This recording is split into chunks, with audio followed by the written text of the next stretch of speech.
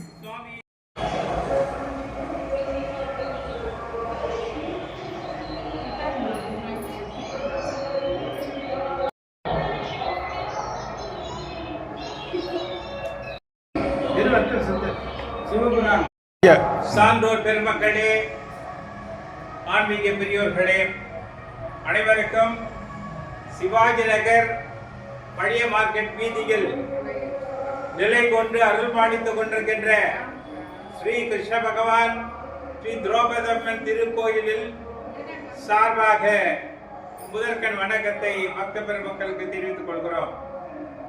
இந்த ஆண்டு நவராத்திரி பெருவிழாவை முன்னிட்டு கடந்த 23/9/2025 தொடர்ந்து நம்முடைய தாய் திரௌபதி அம்மனுக்கு மற்றும் ஸ்ரீ தர்மராயா சுவாமிக்கு விதவிதமாக தெய்வங்களின் அலங்காரம் செய்து கொண்டிருக்கிறோம். அந்த வகையிலே இன்றைய தினம் சிவன் பார்வதி அந்த அலங்காரம் எடுத்துக்கலாம். இல்ல மதுரை மீனாட்சி அம்மன் சுந்தரேஸ்வரர் அலங்காரம் கூட எடுத்துக்கலாம். அம்மாவுக்கு அந்த மதுரை மீனாட்சி அம்மன் அலங்காரம் செய்திருக்கின்றோம். அதற்காக நம்ம என்ன எடுத்துக்கலாம்னா மதுரை மீனாட்சி அம்மன் சுந்தரேஸ்வரருக்கு அலங்காரமாக இதை நாம் ஏற்றுக்கொள்ள வேண்டும்.